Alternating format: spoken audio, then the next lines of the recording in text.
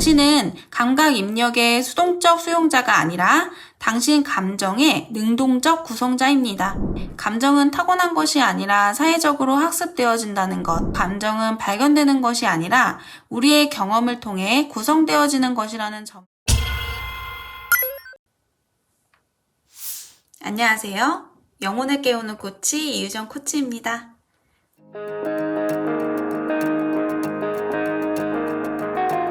오늘 리뷰해볼 책은 생각연구소의 감정은 어떻게 만들어지는가입니다. 오늘은 감정에 대해 알아보는 시간을 가져보도록 하겠습니다.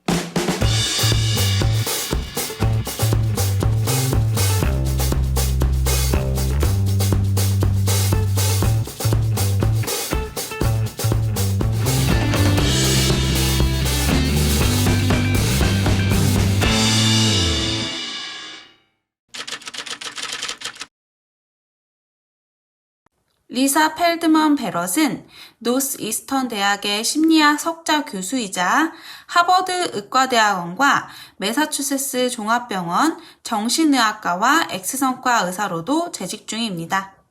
사이언스, 네이처 뉴로사이언스를 비롯해 심리학 및 인지신경과학 분야 최고의 저널들의 과학 논문을 발표했으며 미국 국립보건원에서 뇌와 감정에 대한 획기적인 연구 업적을 인정받아 파이오니어상을 수상했습니다.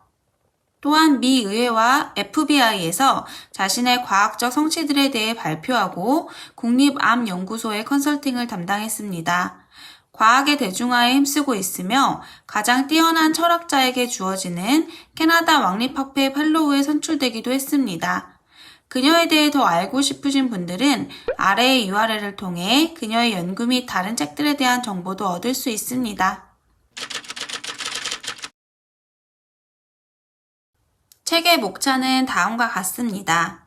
1부, 나는 지금 무엇을 느끼는가? 2부, 감정은 어떻게 구성되는가? 3부, 감정이 세상을 움직인다. 4부, 감정과 마음의 관계입니다. 저자는 이 책에서 감정에 대한 새로운 과학을 소개합니다. 1부에서는 심리학, 신경과학 및 관련 학문들에서 어째서 감정의 지문찾기, 감정마다 서로 뚜렷이 구별되는 신체 변화 패턴을 멀리하게 되었는지, 그리고 그 대신에 감정이 어떻게 구성되는가라는 물음을 던지게 되었는지 설명합니다. 2부에서는 감정이 정확히 어떻게 구성되는지를 설명하며 3부에서는 감정에 대한 이 새로운 이론이 건강, 감성지능, 자녀 양육, 대인관계, 법률 제도, 그리고 인간 본성 자체에 대해 어떤 실제적인 의미를 지니는지 살펴봅니다. 마지막 4부에서는 감정의 과학에 비추어 볼 때 인간의 뇌가 인간의 마음을 어떻게 만들어내는가라는 아주 오래된 수수께끼에 대해 논의합니다. 감정에 대한 고전적 견해에 의심이 싹트기 시작한 것은 저자가 대학원 시절 때였습니다. 당시의 저자는 낮은 자존감의 근원이 무엇이며 어떻게 이것이 불안이나 우울로 이어지는지를 연구하고 있었는데 수많은 실험에 따르면 사람들은 자신이 스스로 설정한 이상에 맞게 살지 못하거나 다른 사람들이 설정한 표준에 미치지 못하면 불안해했습니다. 이 실험에서 저자는 많은 참가자들에게 불안을 느끼는지 우울을 느끼는지에 대한 질문을 던졌습니다. 그러나 실험은 완전히 엉망이 되고 말았는데 왜냐하면 참가자들이 저자의 예상대로 불안 또는 우울한 느낌을 보고하지 않았기 때문입니다. 저자는 8회 연속 실험에서 똑같은 실패를 하게 되었는데요. 그러나 그동안 수집된 모든 증거를 면밀히 살펴본 뒤 저자는 8번의 실험에서 일관되게 나타난 이상한 점을 발견했습니다. 그것은 피험자들 중 대다수가 불안감과 우울감을 구별할 의사가 또는 능력이 없는 것처럼 보였다는 것인데요. 오히려 그들은 두 감정을 모두 보고하거나 아무것도 보고하지 않는 경우가 많았으며 둘 중 하나만 보고한 피험자는 별로 없었습니다. 저자의 첫 번째 엉망이 된 실험은 실제로는 진정한 발견이었는데 즉 저자는 사람들이 불안감과 우울감을 구별하지 않는다는 사실을 발견한 것입니다. 추후 수백 명의 피험자에게 일상생활 속에서 몇 주 또는 몇 달 동안 자신의 감정 경험을 추적하라고 요청했습니다. 학생들과 저자는 불안감과 우울감뿐만 아니라 그 밖의 여러 감정 경험을 조사해 과연 이 발견이 일반화될 수 있는지를 살펴보았습니다. 그들이 검사한 사람들은 모두 화난, 슬픈, 겁에 질린 같은 동일한 감정 단어를 사용해 자신의 느낌을 표현했지만 그 의미가 언제나 동일하지는 않았습니다. 몇몇 피험자는 이런 단어를 사용해 매우 섬세한 구별을 했는데 또 다른 피험자들은 슬픈, 겁에 질린, 불안한, 우울한 같은 단어들을 뭉뚱그려서 기분이 더럽다라고 사용했습니다. 행복, 평온, 자부심 같은 유쾌한 감정의 경우에도 마찬가지였는데 700명 이상의 미국 피험자를 검사한 결과 저자는 자신의 감정 경험을 구별하는 방식이 사람에 따라 천차만별이라는 사실을 발견했습니다. 실내 장식 전문가라면 파란색의 5가지 색조를, 즉 하늘색, 코발트색, 군청색, 감청색, 청록색을 구별하고 지각할 수 있을 것입니다. 반면에 색에 무딘 평범한 사람이라면 그것들을 모두 파란색이라고 부를 것입니다. 저자는 감정에 대해서도 비슷한 현상을 발견했는데 저자는 이것을 감정 입자도라고 불렀습니다. 고전적 견해에 따르면 감정은 진화의 산물입니다. 감정은 아주 오래전에 인류의 생존에 유리한 작용을 했으며 따라서 감정은 보편적입니다. 100만 년 전에 아프리카 사바나 지역을 배회했던 우리의 조상들도 우리와 거의 똑같은 감정을 경험했을 것입니다. 그래서 감정은 일종의 야만적인 반사이며 우리의 합리성과 매우 자주 충돌하는 것으로 간주됩니다. 당신 뇌의 원시적인 부분에서는 당신이 사장에게 대놓고 야, 이 멍청이야 라고 소리치길 원하지만 당신 뇌의 또 다른 신중한 부분에서는 그러면 당신이 곧바로 잘린다는 것을 알기 때문에 당신은 꾹 참습니다. 감정과 이성 사이에 이런 종류의 내전이 벌어진다는 것은 서구 문명의 거대 담론 중 하나입니다.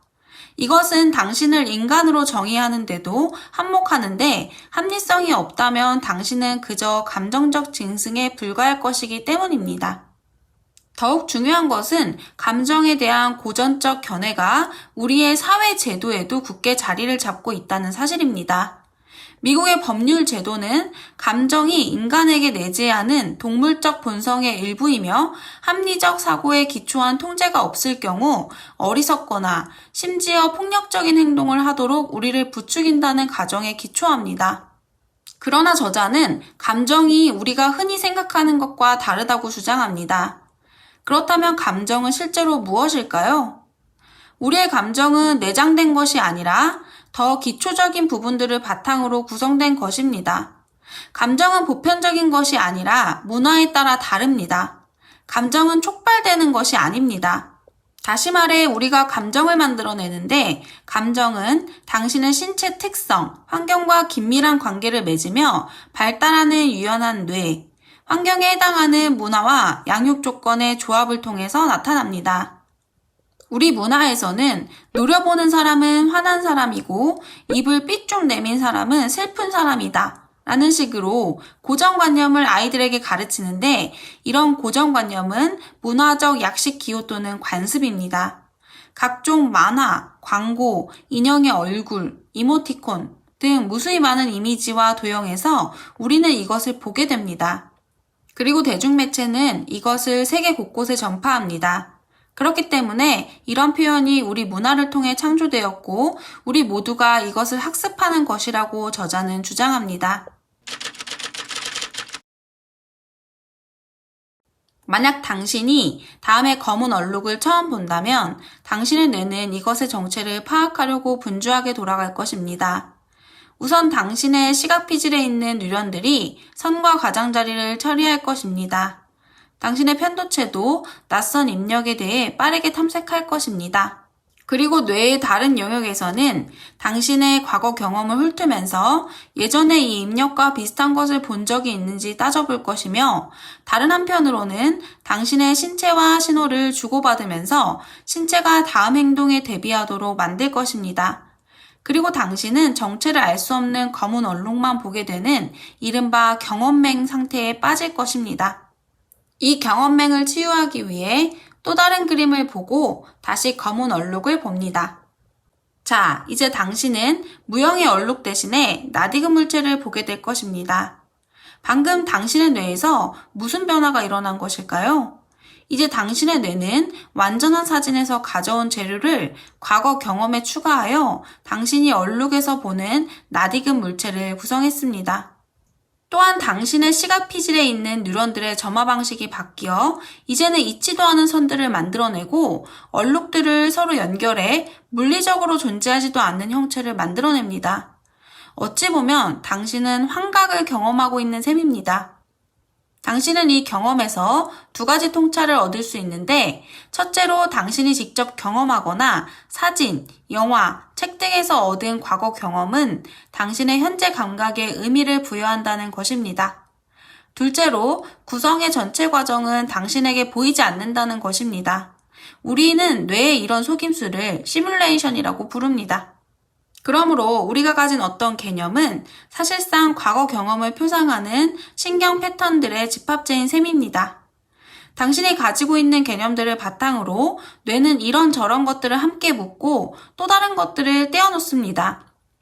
우리는 이처럼 새로운 상황에 처하면 우리의 뇌가 기존에 가지고 있던 개념과 통합되어 구성됩니다. 그러므로 감정은 세계에 대한 반응이 아닙니다. 당신은 감각 입력의 수동적 수용자가 아니라 당신 감정의 능동적 구성자입니다. 당신의 뇌는 감각 입력과 과거 경험을 바탕으로 의미를 구성하고 행동을 지시합니다. 감정은 뇌의 특정 부위에서 분출되는 것이 아닙니다. 감정은 우리 안에 이미 내장된 채 그저 발견되기만을 기다리는 어떤 것이 아니기 때문입니다.